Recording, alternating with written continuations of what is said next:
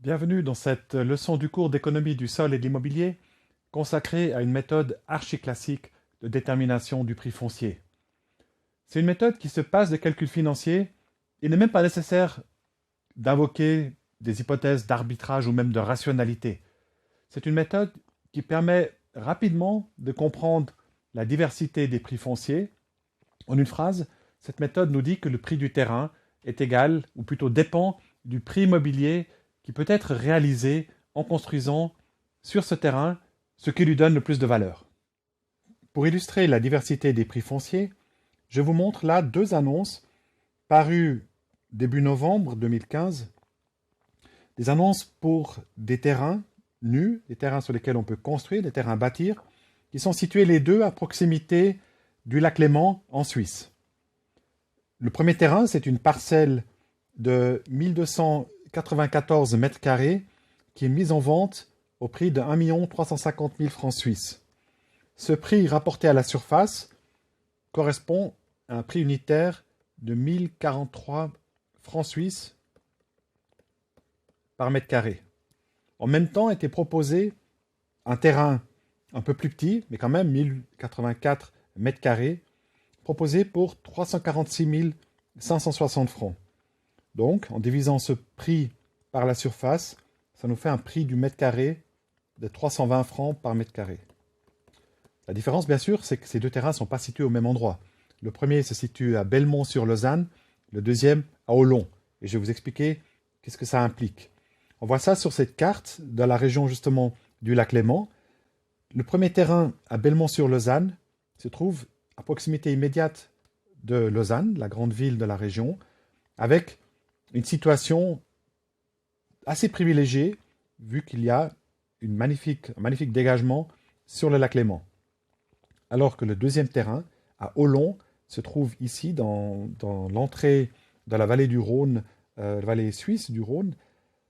Là, le terrain est proposé pour seulement 320 francs le mètre carré, donc un tiers du montant proposé ou demandé par le vendeur à proximité de Lausanne, à proximité de cette région de croissance économique et démographique très forte qu'on appelle l'arc lémanique.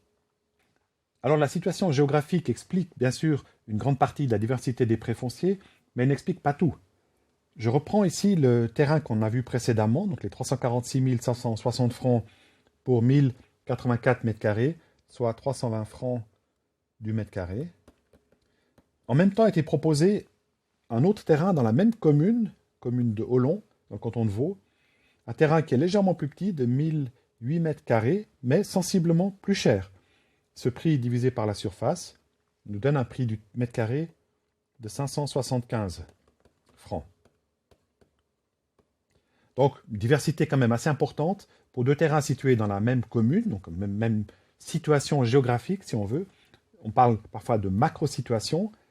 C'est la même commune, donc les conditions fiscales, etc. sont aussi identiques. Par contre, la micro-situation, l'orientation du terrain, la forme du terrain, peut-être la morphologie, l'état du terrain, les coûts de construction qui seront nécessaires pour pouvoir aménager un bâtiment sur ces terrains, eh bien, sont différents et peuvent expliquer la différence de prix. Pour encore mieux comprendre où je veux en venir avec ces comparaisons, regardons deux cartes de la Suisse. La carte de gauche représente le prix de marché pour des terrains à bâtir sur lesquels on peut construire des maisons individuelles. Ce sont des prix au mètre carré qui vont de moins de 200 francs le mètre carré dans tous les endroits représentés en bleu foncé, jusqu'à plus de 1000 francs le mètre carré, comme à Belmont, dans ces régions arc lémanique, région de Zurich, etc. Aussi les régions touristiques des Grisons. Donc ça, c'est le prix du terrain. Et à droite, nous avons le prix de marché des maisons individuelles. C'est le prix d'une maison typique qui compte 5 à 5 pièces et demie de qualité médiane. Ce prix peut être inférieur à 400 000 francs dans les quelques communes marquées en bleu foncé et peut dépasser 1,2 million dans les endroits représentés en orange foncé. Et en comparant ces deux cartes, eh bien, on remarque assez rapidement que ce sont finalement les mêmes communes, les mêmes endroits où les terrains sont chers et les maisons sont chères. Donc il y a très logiquement un lien entre ces deux dimensions économiques. Encore deux cartes de la Suisse que nous allons comparer. Cette fois, nous avons les prix de marché pour des terrains à bâtir pour des immeubles locatifs d'habitation. Donc les droits à bâtir sont plus importants. On peut construire un immeuble collectif sur ces terrains, alors que à droite, nous avons, en comparaison bien sûr, la valeur, un indicateur plutôt de la valeur des immeubles qu'on peut construire sur les terrains, qui est donné par les loyers nets par mètre carré pour des logements locatifs. Et je vous rappelle qu'en Suisse, à peu près 2/3 des logements sont des logements locatifs, sont des placements immobiliers. Bien, de nouveau, on voit quand même une très bonne correspondance. Les zones qui sont orangées sur la carte des prix des terrains sont aussi les zones qui sont orangées sur la carte des loyers et donc des prix immobiliers. Donc encore une fois, correspondance géographique entre des prix de terrain élevés et des prix immobiliers élevés. Pour bien comprendre cette relation empirique observée entre prix de terrain et prix immobilier, utilisons un tout petit modèle extrêmement simple. Il utilise la notation que nous connaissons, celle du prix de l'immeuble PI, prix du terrain PT. Il y a maintenant le prix de construction, PC, et la somme du prix du terrain et du prix de construction, c'est ce qu'on appelle le prix de revient du bâtiment ou de l'immeuble. Et puis finalement, une nouvelle notion qui est la marge du promoteur. Cette marge, eh bien, c'est son bénéfice, mais elle sert aussi à couvrir les frais liés à la vente du bien immobilier, y compris des impôts par exemple. Alors par définition de ce bénéfice, de cette marge, c'est le prix de l'immeuble moins le prix de revient.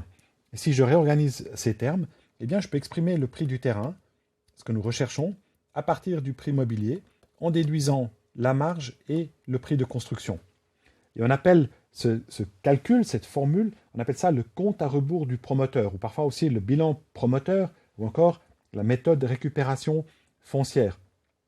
J'aime bien cette notion de compte à rebours, parce qu'on voit bien comment chronologiquement, on part du résultat final, qui est le produit de la vente de l'immeuble, le prix immobilier, on soustrait la marge que le promoteur souhaite réaliser sur cette opération, on soustrait encore le prix de la construction, puisqu'il doit le dépenser évidemment pour réaliser l'immeuble, et on aboutit finalement à ce qui vient en premier, à savoir le prix du terrain.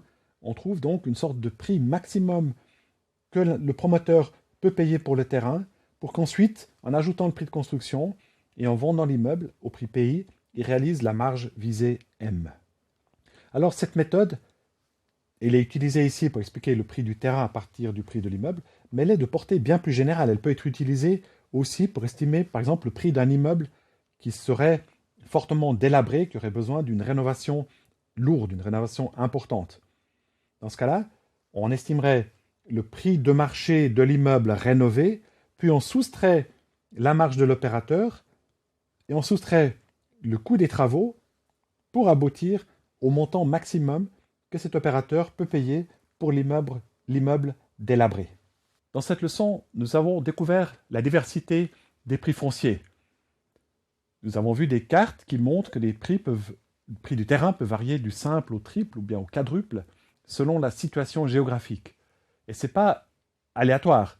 Nous avons vu en comparant ces cartes de prix des terrains avec des cartes de prix immobiliers qu'il y a une logique, que les terrains sont plus chers là où on peut ensuite, à l'aide de ces terrains, réaliser des constructions qui se vendent à un prix plus élevé.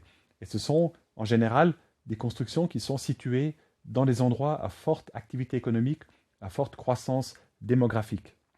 Donc nous avons vu ce premier lien empirique entre prix foncier et prix immobilier. Et puis ce lien empirique, eh bien, on peut le représenter mathématiquement à l'aide d'une formule qui est le compte à rebours du promoteur.